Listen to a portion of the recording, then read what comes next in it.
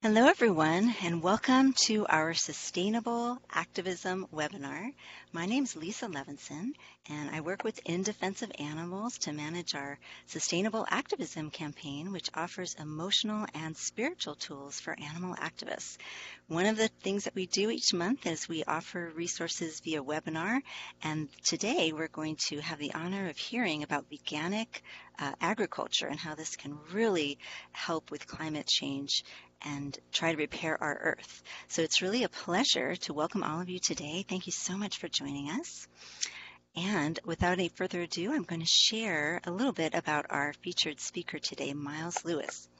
So Miles is an artist, art educator, and community organizer in the San Fernando Valley. He uses his foundation as a teacher of design, perception, and cultural history to teach the public about major environmental reforms. He teaches how to end waste as a global design flaw with the organization Ocean Plastics, 5 Gyres, and how we can shift the food system from ecosystem destruction to restoration with the Regenerative Agriculture Advocacy Group, Kiss the Ground, and that's what he's going to be sharing with us today. So without any further ado, and also mentioning this is part of In Defense of Animals, we welcome you to all these programs to support your advocacy. Miles, how are you doing today? I'm good. How are you, Lisa? Great, I'm doing great. So I'm really eager to hear what you have to share with us about veganic agriculture. I've heard the term, but I'm not too familiar with all the details. I'm hoping you'll provide those with us for us. Sure. Yeah. I mean, my sort of educational focus when I'm presenting to the wider public is agroecology in general, which is, you can just connect agriculture and ecology. So working with the earth to produce what we need to eat rather than sort of forcing the earth into all kinds of unnatural and destructive formations.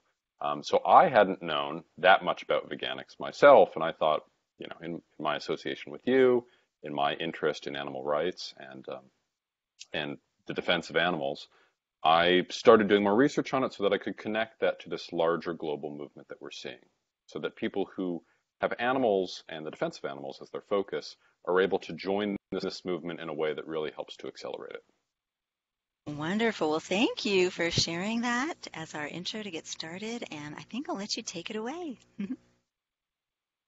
Okay, so should I go to screen share right now? Yeah, let's try the screen share. Okay, cool.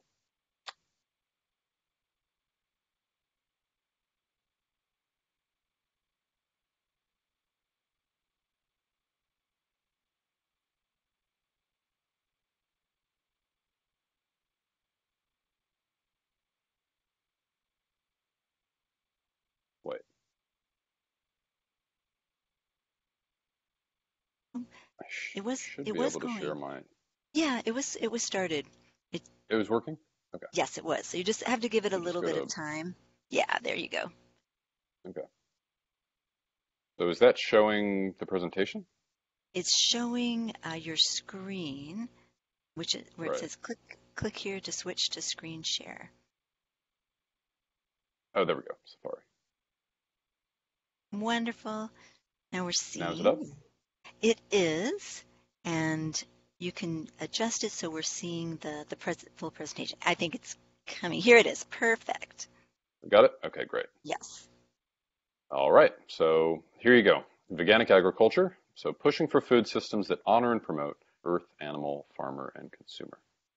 So I like to sort of just give a general breakdown on what the presentation will be before I start, just so people can have that in mind. So we're going to go through quick recap and a quick intro on industrial agriculture, which I'm sure many of you guys have done your own independent research on and heard about in relation to animals and in relation to the environment in general. And then a little intro to agroecology, which I was just pointing to, sort of ecological agriculture, working with nature again rather than dominating it. The total benefit of soil health. So we'll get into a little very sort of interesting science. We're talking about dirt, we're talking about soil, so it can sound really boring, but this actually might be some of the most important information you've heard in the past few years, very frankly. And then where it's happening. So we'll point to where these different forms of agroecology are happening, where veganic agriculture is happening, how you can patronize it, how you can link in to your neighbors, and then how to support the change. Okay, so Lisa already introduced me, but again, artist, community organizer, environmental educator, and I work on a few major environmental reforms, specifically around waste, all kinds of waste, really not just plastics, but energy, governmental, water, all the land, all these things are very much tied to one another, and they constitute the foundation for any of the environmental issues that we've experienced in the industrial and post-industrial era. So Kiss the Ground, which works on regenerative agriculture, or certain few types of agroecology, is where I kind of got into teaching around land and ag. Okay, the epic view here. So 500 plus million years ago, it's important to consider that at that time, CO2 levels were much higher than they are now, and there was very little life on Earth, save for a few bacteria, a few fungi, little sort of primordial organisms like that. And then over time, of course, after a number of major extinctions, after a number of major sort of planetary shifts in climate and just the fundamental systems of life and resource distribution, we got to where we are now, which is a relatively balanced climate, fresh water, and fertile soil, which supports all the plant and animal life that we're used to. And of course, our shared objective with all of this is that we don't want this to happen, right? 200 years from now, we don't want to be in a position similar to where we were 500 million years ago and before. So that is just to sort of put everything in scope and scale. We have the power we know how all of these things function by and large, how these different systems get into balance, how they fall out of balance. A lot of it is beyond our grasp right now because, there's just a lot to research, there's a lot to know. But we know well enough how to participate in using the land that maintains all of those qualities. Okay.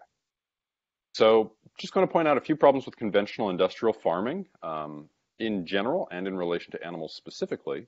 I'm sure you guys have already heard a lot of this stuff, but it's good to recap.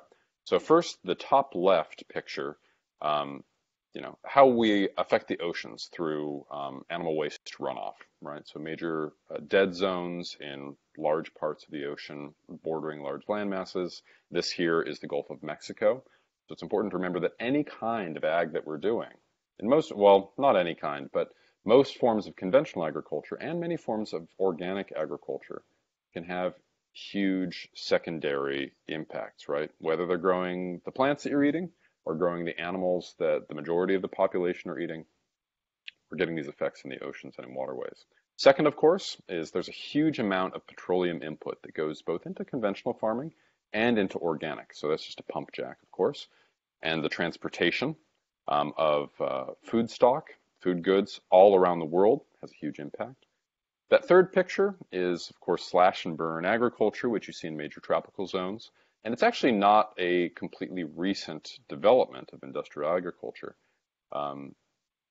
Local communities in tropical areas in Central and South America and in Asia have practiced different forms of slash and burn for a long time. And of course, it is not good for many reasons that I think are fairly obvious. Then the fourth here is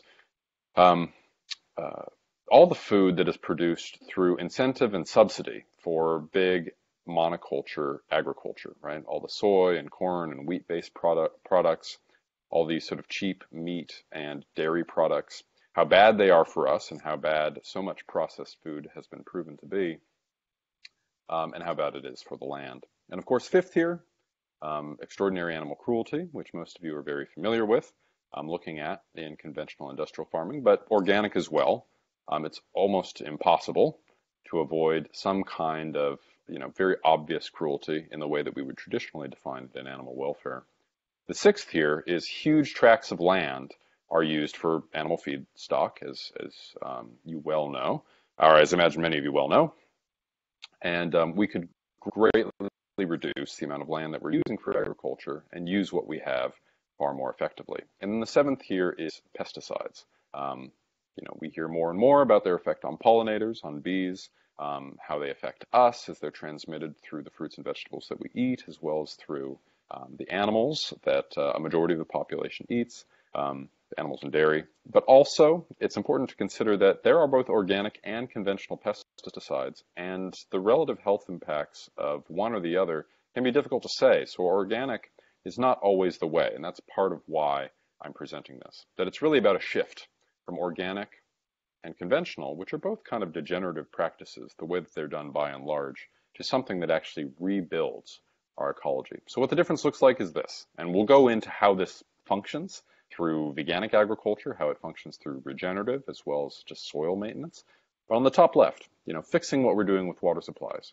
Regenerative practices with the soil, building back the soil with how we farm should actually clean water, and it should retain water in the soil. I live here in California, as I imagine a few of you do too, and really the biggest reason that we have drought in California is not even so much the rain that we get, it's that our water does not retain soil. Agricultural soils are constantly degrading through the bad management practices that we've applied over the past 70 years or so. So we're pushing ourselves into Dust Bowl-like conditions over time. Like the American Dust Bowl of the 1930s, when a big part of the middle of the country just turned into a desert practically. So we can restore our water supply, restore our water cycles. The second here is, it's important to consider that soil is really the biggest carbon storage of any of the major spheres of the planet. Of course, we have the atmosphere, we have the oceanosphere, we have the pedosphere, which is the earth itself, or the soil. And the vast majority of carbon, and of course we have the biosphere as well, right? All living things contain carbon and are carbon-based on this planet. But the soil contains far more carbon than any other one of those spheres. So the way that we manage soil is one of the biggest assets in both combating climate change and carbon emissions and sequestering and reversing climate change over time. 3, biodiversity. A number of good organic practices, sort of current certified organic practices, encourage biodiversity. But the veganic and regenerative and agroecological practices that I'll be discussing really require biodiversity. So none of that kind of major kill-off and die-off that goes into so much conventional stuff. Fourth, if we're doing agriculture that builds back the soil, that builds back our environments, it incentivizes high-quality produce. Right? It means we can't use pesticides. It means that we have to allow for organic diversity. It provides for much healthier food stocks. Fifth, much reduced animal cruelty or the not using animals at all. So with veganic agriculture, of course, we're talking about an agricultural system that uses no animal inputs and does not incorporate animals as products. But within the larger scope of agricultural practices that are better for the environment and that regenerate our soil, animals can be a part of that in a totally innocuous way. Sixth, and it requires what we would say is much better animal welfare. As somebody who strongly believes in animal rights, as I imagine many of you do too, I would rather that that animals are not being exploited for agriculture at all. But the traditional view of animal welfare, of course, is that animals live their lives as they would, and then they're eventually slaughtered and turned into products, right? That, of course, is the conventional view. And some of these practices require that, CAFOs, like concentrated feedlot operations, are completely eliminated. All those are horrific for the environment and don't make sense in terms of revenue as well. So we'll get into that as well. Sixth here, so rather than all of that feedstock being produced for animals all over the country or all around the world, actually using cover crops in order to naturally fertilize the soil to keep it set and ready, and it acts as food as well for species coming in from the larger environment and species that are kept on the farm. And the seventh here, again, pesticides are completely out when it comes to trying to build back soil health, because in almost all cases, these pesticides are negatively impacting the soil's ability to produce life, to retain water, and to sequester carbon. So all of that chemical input that we talk about all the time, whether it's Roundup with Monsanto, neonics, I think is what they are. I'm forgetting exactly the term, but a form of pesticide that is directly impacting pollinator populations around the globe, all that has to go out the window. So, important to consider here, for so many of us who've made the choice to eat vegan, right, to avoid animal products, how are we impacting animals in general? Now, the sad fact is that the gross majority of anything that's grown conventionally, anything grown organically that you can get in stores, is going to be fertilized using blood and bone meal from slaughterhouses, ground up fish, all of these things which are sort of secondary slaughterhouse waste that is sold to organic farms and conventional farms in order to enhance the soil. Now, it's almost impossible to avoid this stuff unless you're growing all of your own or you're sourcing directly from a veganic farm. What we are eating is on a race towards sustainability. For so many of us who've made the choice, it's about reducing our impact, trying to have as little a negative impact as possible. So not drinking milk, not eating meat, but most of our veggies, most of our fruit is still grown with the bodies of animals.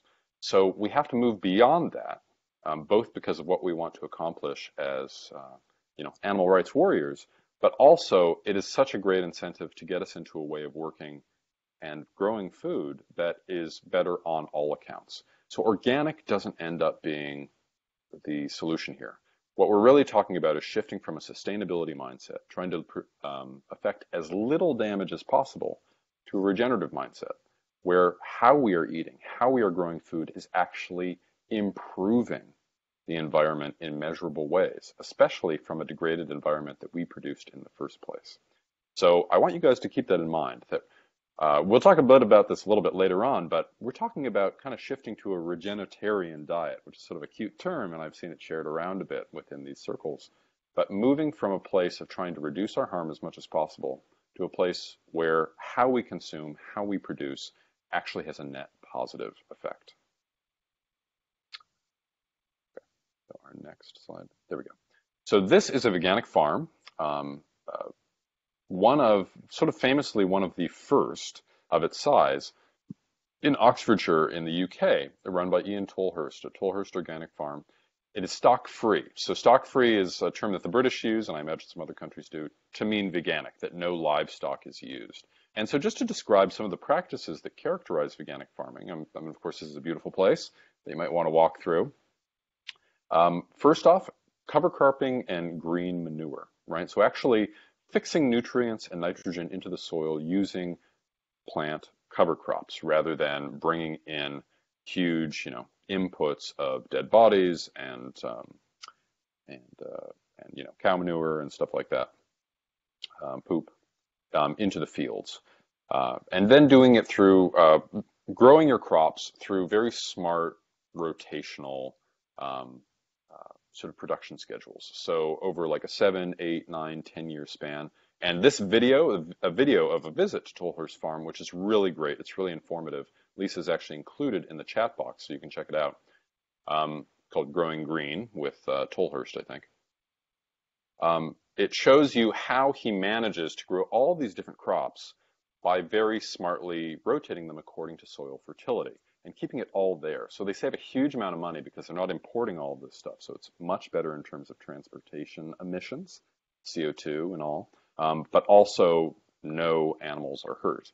You can also see there are these sort of little bushy partitions that occur along the farm, and some of these are called beetle banks. So rather than using artificial pesticides, actually encouraging biodiversity of insect life so that the predators, predators are really maintained and encouraged to manage, caterpillar and other, vegetation-eating insect populations within the entire system. And with that, they greatly reduce their cost. They produce something that is beyond organic and that is effectively restoring their soils with no animal inputs whatsoever. So, of course, if you're in the UK or in Oxfordshire, you can look into this specifically, but I'll also be giving you a list of a few other veganic farms that you guys can check out. So it's important to consider that the basic needs for human survival are fresh water and food. The basic need for fresh water and food is healthy soil. So rebuilding our soil, like we've just been pointing to, is the larger push. So the background picture kind of got lost here, but this is a depiction of what soil is made out of, for the most part, kind of more or less. Now, when you're walking around on the planet, this is what you're looking at. About 25% air, 25% water, and so that little 5% right there is organic matter. So it's living and dying material that creates the fertility in the soil. And then 45%, of course, is inorganic sand, silt, and clay. So soil organic matter is super important. The difference between dirt, which is effectively the skeleton of soil, and soil is the amount of organic matter that it contains, the amount of stuff that is breaking down, that is turning into life within the soil. So when soil organic matter changes, this is what happens. You go from compacted and effectively dead dirt to rich, loamy soil. And rich soil, important to consider, is about 50% carbon in terms of all the life that it contains and a number of these sort of inorganic components. So this is a huge way that we store carbon and create soil health for planting and growing things abundantly. Okay, so this is a good depiction of how these things would be broken up. With compacted soil, kind of dirty desert soil, 10% air, 50% water, 1% organic, the rest of it sand, silt, and clay. And then you see the difference when it's aggregated into something far more alive. Now, here in California, something to consider, once we increase soil organic matter just a little bit, it radically increases carbon uptake. So I was speaking with Finian Makepeace, who's one of the heads of Kiss the Ground, and I asked him, how should I be advocating about this to California leaders on agriculture, to the governor or anybody else? He said, well, we really just need to go up a few percentage points in terms of soil organic matter in our agricultural soils. If we go up by, I forget exactly what the percentage was, but about 0.5 or 1% of all of our agricultural soil, if it became just that much more organic rather than sort of dirt and dust, we would sequester all of our carbon emissions.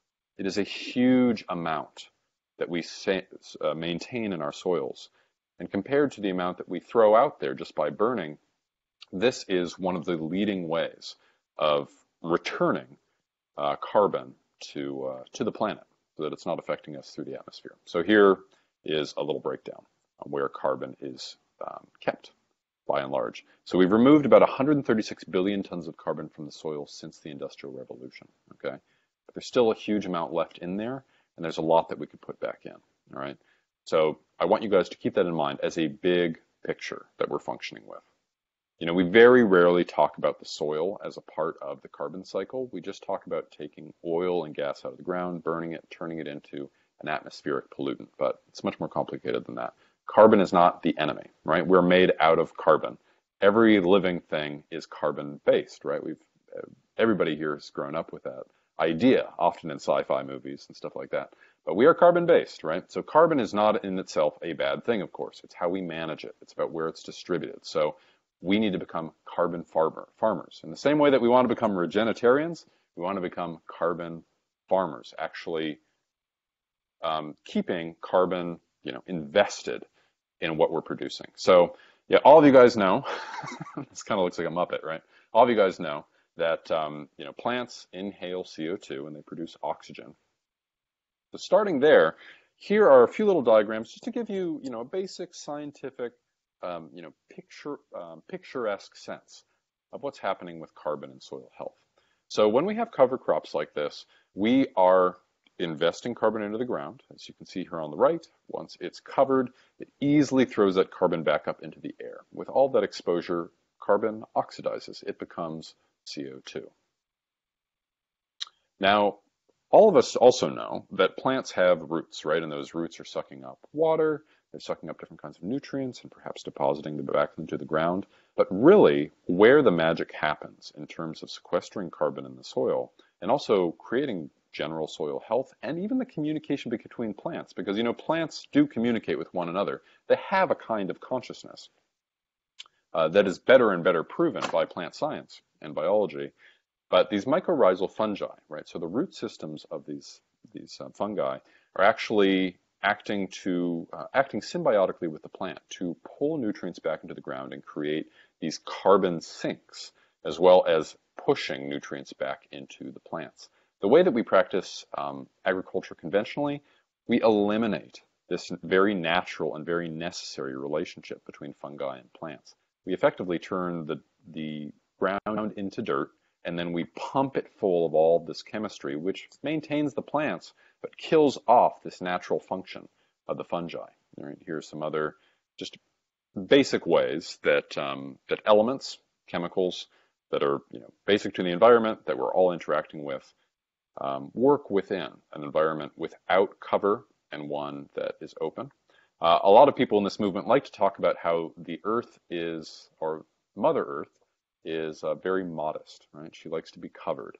So keeping that in mind, with your gardens, with the little piece of land that you own, with farms that you might have a hand in, keeping things covered is a large part of maintaining soil health.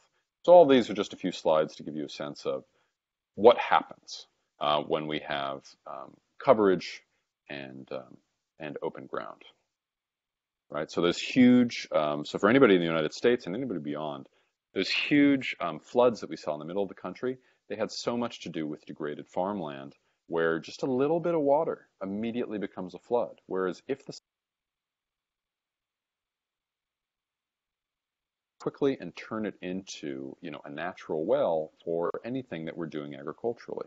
Rather than that, it's turning into huge mud streams that are eliminating hundreds of millions of dollars of crops and pulling soil and throwing it off into the oceans. Heat islands and cloud formation, right? So covering the ground. We talk a lot about CO2, but really the primary greenhouse gas is water. I don't know if everybody's aware of that. So, keeping water in the ground is a huge part of keeping the climate cool, and it's a huge part of cloud formation. When we do not have clouds, we drastically increase the temperature that we're dealing with. There are a lot of components to global warming that don't just have to do with carbon in the atmosphere. So, another part of agriculture and land management that we've got to consider. All right, so just another sort of informational slide. The one here too. All right, so the difference between degenerative and a regenerative water cycle. So these are what we are left with when we improve our agricultural system. Replenished water cycles, groundwater recharge, clean water, drought resistance, right? This is also about creating resistance and resiliency. All these systems, while they have all of these, across the board positives, it's also about making things that can last longer and deal with the climate change that we are going to be experiencing. So chemical-free and abundant food nutrition content, upping that, pest and disease resistance without using all the chemicals, true farmer prosperity. Actual returns on investment here are higher. People do get more of a product by using these different production schemes, which makes sense, right? Because if you don't have to pay for, those hundreds, thousands, and in some cases, millions of chemical inputs every year while your soil is falling apart. And rather than that, you're building up the soil after year, after year, after year, and creating a better and more reliable foundation for all the food that you're growing, you're going to be saving money over time. And of course, the larger planetary goal, which I'm sure aligns with most of your ethics and morals, restored ecosystems, restoring ecosystem function, increasing biodiversity. We want all of those things, right? And carbon sequestration, huge part of our climate change goals, right? All for our home. So where it's happening, how you can become involved, and how you can learn more about this, right? Of course, this is a very quick, sort of basic scientific introduction, but you can find out all kinds of things through the content that Lisa has shared through the chat box. So you can find your local Veganic farm if you have one near you, because again, this is still a fairly small movement. It's pretty well distributed across the world, but there aren't that many. So you might be very lucky to have one near you, but we'll talk about some of what is open to you wherever you happen to live. Okay, so Lisa's already shared these in the chat box, so please check these out. Really great to look at. So these are some certifications to look out for. Of course, many of you already know about the Certified Vegan certification. So that, of course, comes through vegan.org, and that's just to give you an example of something that's out there. Stock-free organic and veganic certified, right? So these are the standardized certifications for things that are grown veganically. Not very many things are. It seems to be better represented in the UK in some places and in continental Europe. So we want to see more of this, right? So sharing this is a huge part of getting it out there. And the regenerative organic certified label, right? So this is, I think, what we can be most excited about, what is probably going to come onto store shelves most quickly. Now, a lot of different brands are behind this, that are pushing for this. Now, this goes beyond organic and is certifying that whatever the product is, whether it is, bath and body care that has, plant origin, or any of the plants that you would be buying, any of the products you'd be buying, that the way that it is grown is actually regenerating the soil. It's not just certified organic in the kind of loose terms that can often mean, especially in the United States. It is actually being proven to sequester carbon, to fight climate change, and to cleave to these different sort of necessary reforms that are all to the good. So we'll talk about how to use that and look for that. So here are some examples of, frankly, in the United States, I could only find one brand that was certified veganic, and that was the 1 Degree. Some of you might know of others. Maybe you have some that are very local to where you are, but you can find these 1 Degree foods all throughout the United States. They're pretty well distributed in supermarkets. And then, of course, if you have a farm near you that is practicing veganic or just more sort of regenerative practices in the way that we described, local produce that you can get, especially from farmers markets, can help to restore soil health and the carbon cycle as well. Then here's some regenerative products. Some of these vegan. All of these are vegan. But the systems that they might be a part of, just like with organic farming in general, I can't say exactly. So like Alter Eco, some of you might know about it. This happens to be a vegan version of their chocolate, and they are restoring rainforest in Ecuador. Kelp jerky. So aquaculture is something that we didn't talk about, but actually growing a lot of our food stock and even fuel stock through kelp is a huge environmental possibility. Kelp jerky is one to check out. So they are actively reversing ocean acidification in the small way that they are right now and restoring biodiversity with the kelp farms that they work with. Dr. Bronner's organic virgin coconut oil, they're doing similar. The yerba mate from Guayaki. Vega Protein, I think their protein powders are doing this as well. They are very involved in looking for regenerative supply chains, and then, of course, produce that you can find that is grown regeneratively. So here are some ways that you can support the change. Now, first off, again, it's sort of a hard thing to do because most of the options we have are either conventionally grown or certified organic, right? So choose food that supports soil health whenever you can. Prioritize local produce where possible. Often the best line to this kind of living that you're going to get is by going to a farmer's market. And I hope that most of you have one that is near you. I imagine that many of you already patronize it in some ways. But looking into your farmers' practices as well, even suggesting some of this, because they may not have heard about it, maybe only lightly. And once one of their customers brings it up, they look into it more deeply. Sharing the concepts. So the different resources that Lisa posted in the chat box, you'll be able to find through here. Great videos on soil health, great videos on agroecology and veganic farming. Share them with your friends and family. And then tell your food system, huge part of this. Your groceries, food brands, farmers, distributors, and restaurants need to know that you guys want to buy regeneratively, that you want to be regenitarians. So send them examples of farms and brands that are already doing it, some of what I already showed you. Sprouts Market actually has for anybody, I think it's only in California, but Sprouts, and I imagine some other sort of farmers market type grocery chains around the country and perhaps around the world, it has a listing, an actual web page that you can look up if you look up Sprouts Market Regenerative, and they list all the products that they have that are grown agroecologically, grown in ways that are actually restoring soil health and biodiversity in many cases. So, you can just grab that, send it to Trader Joe's, send it to Whole Foods, send it to Ralph's, Aldi's, Kroger's, whoever it is, and say, I want to see you listing this proudly and telling your customers that this is something that they can buy into. That's a huge part of getting that out there, that this is something that customers actually want. And then contacting your state and national lawmakers. vote on and delegate subsidies. In the United States, for sure, and around the world, right? So much of why our agriculture system in the United States and globally looks the way it does is because governments are encouraging it to look the way that it does. So almost all have some form of soil health program, because the idea of soil health, of course, is not a new idea, but they're not necessarily prioritizing, and in many cases working against what I talked about with you here in this presentation.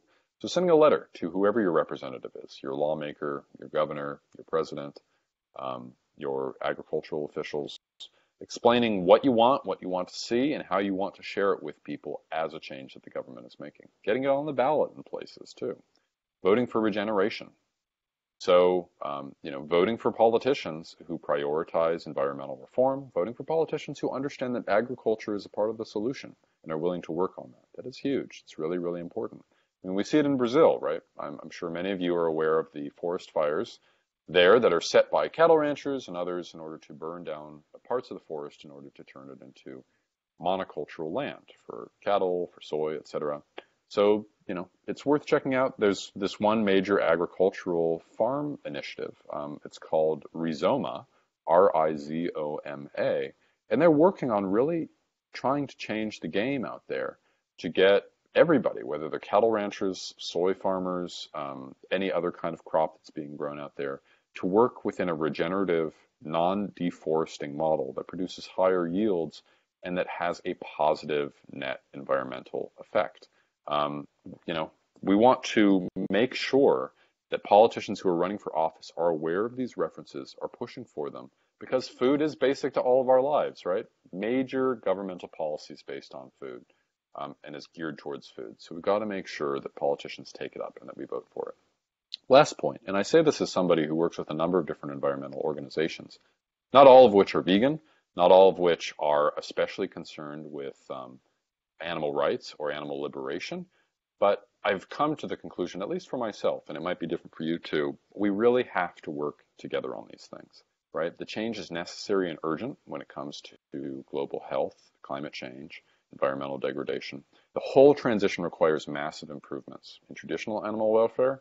So where meat is going to be grown, while over the long term, we don't want animals to be exploited at all, making sure that where it's being done right now, it be done with the highest welfare practices that are practicable, and that it includes both vegans and omnivores. We can hold hands on this. We want a livable planet together. We as animal rights people, we want animals not to be exploited at all, but hopefully that is the end result of all these necessary reforms that protect our very survival and the survival of the rest of life on Earth. So veganics are a small part of this young revolution. It's important to consider that. We've got to communicate with and support others within the agroecology movement to make sure that animal welfare and rights are a central and productive part of the transition, right? So all these organizations that I have listed here, they're ready to hear you. Reach out and say, how can I support veganics within what you're doing? How can I support animal welfare as a part of this initiative? So I think that sort of takes us to the end. So I guess if there's any Q&A here, any thoughts, any feedback, I'm happy for it, Sure. but that takes me to the end.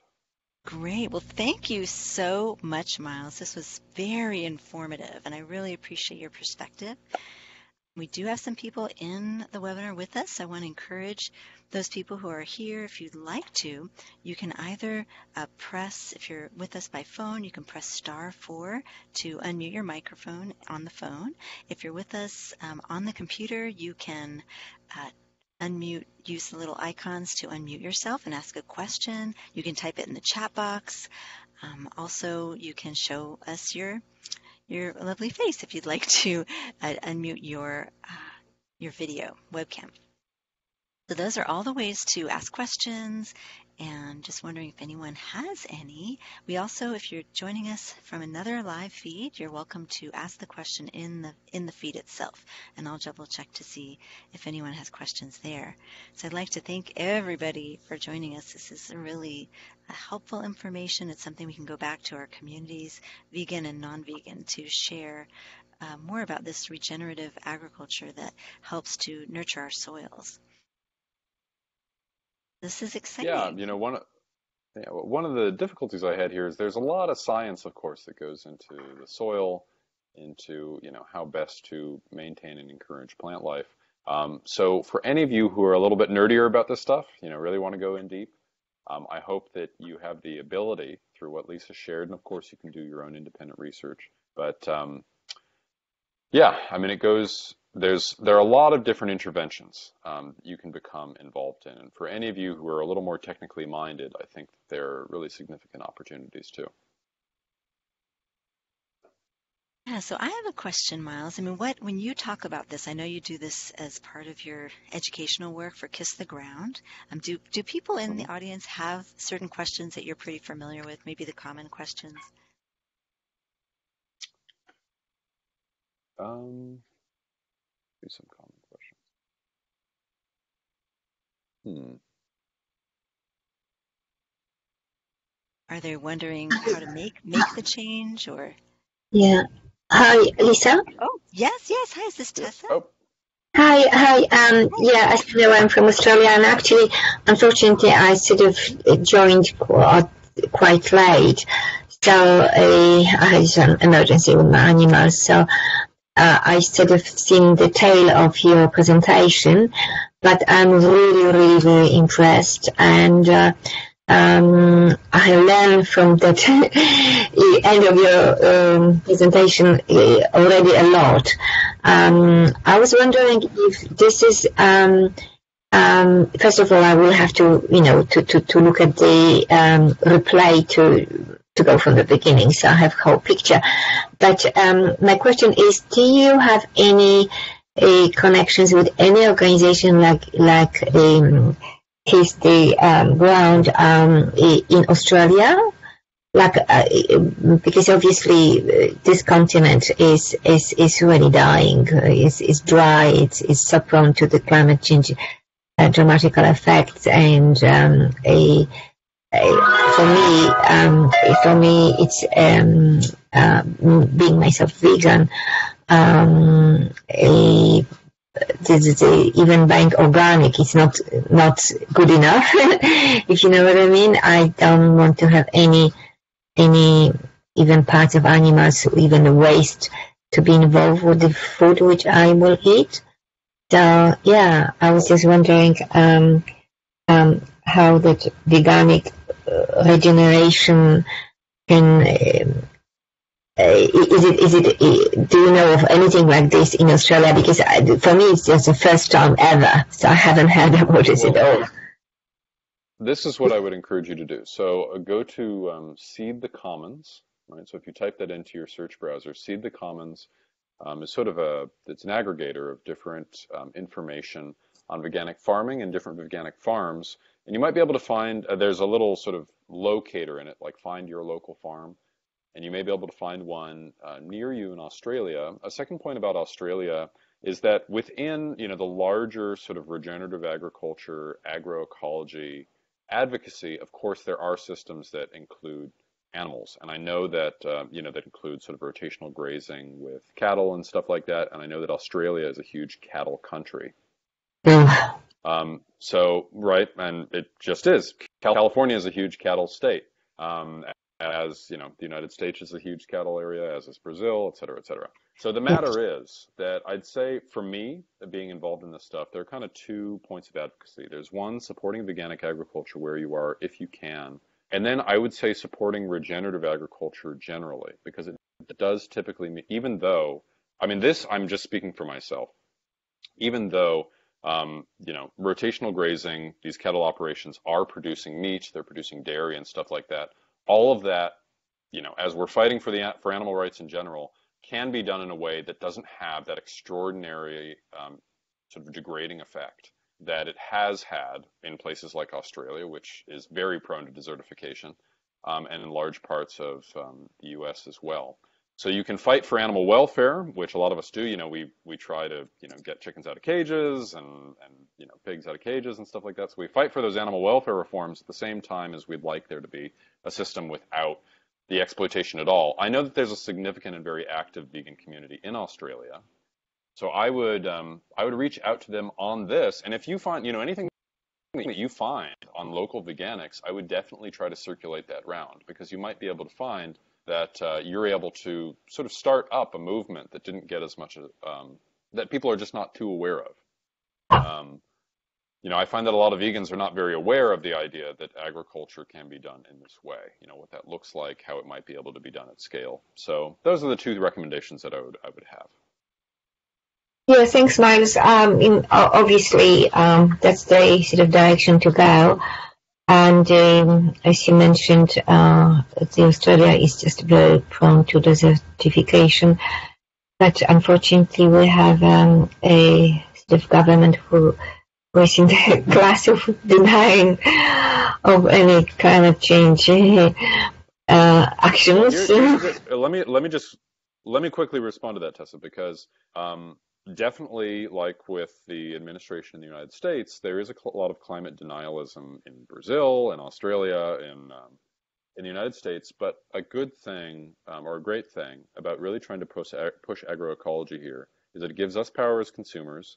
It often is to the benefit of a lot of these farmers. Like I was saying, there are significant financial incentives to try to grow in a way that doesn't deboil in the woods. So often, while governments might deny climate change and stuff like that, regenerative agriculture, working with farmers on these changes, actually can be far less political. It can be a really good connection of production and business to an environmental knowledge and reform. So while, people might lose it around CO2 and emissions in cars and gas and oil and all that stuff, there's still a lot of hope with messaging around agriculture. So just bear that in mind, that you might have alliances that you wouldn't even expect. That's true. Yeah. Yeah. That's when people will see that is actually benefiting them. And in Australia, the farmers are how to say it? We call them harmers, actually, but that's maybe not very positive. But if probably not very productive. No, exactly, yeah. So if we work with them, and because I think in the whole all of this, they are also victims of that sort of totally. They were for generations doing the same and animal agriculture, so they don't know anything better, on anything different. So we cannot just really say, okay, we're not going to do it from now on, and what do we do? So if we produce the solutions, which is exactly that regenerative agriculture, and if there's any support for the transition, even by government and society as a whole, that will be sort of win-win for everybody. Yeah, it has to be regarded, I think, as a win-win. Yep. Because that really, is somebody's my voice is reverbing here. Okay, there we go.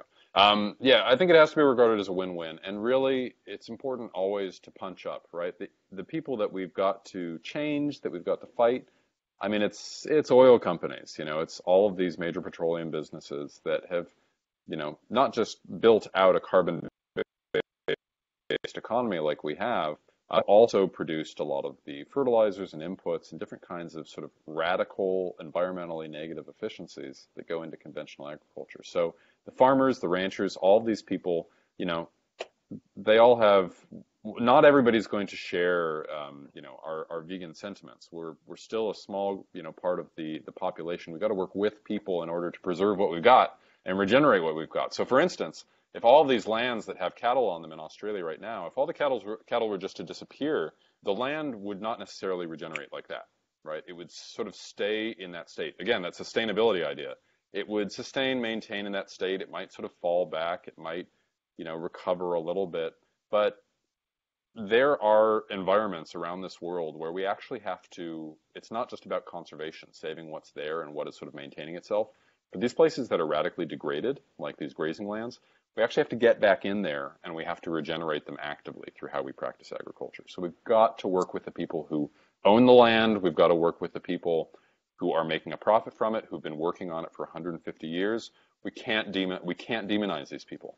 All of these, all these pushes, all these different major animal rights pushes, agricultural, climate change, all this stuff, it's not going to work when people demonize each other. It has to be done through love, and it has to be done through as much of a win-win-win as possible. That is my perspective on this, having worked in it for a little while now. Wonderful. Well, thank you so much, Miles, for entertaining our questions and for giving us so many great resources. We're really, really grateful to you for participating and sharing your knowledge with us today. I want to also take a moment to thank everyone who's joined us in the webinar and also people who are watching on the live stream.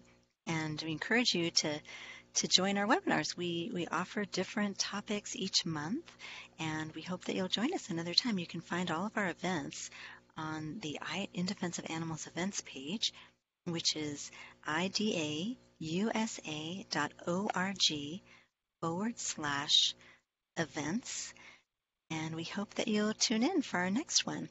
Meanwhile, I want to thank everyone, and thank you, Miles, for joining us. And I hope that everyone really digs into some of the materials that he shared with us. I posted them in our chat box, and also they are on the feed for this video if you tend to watch the live stream a little bit later. Thanks to everyone for joining us, and I hope you have a wonderful evening. Thank you too, Miles. Thanks, Lisa. Thank you, everybody. Thanks, everyone. Night. You too. Take care. Bye-bye. Bye.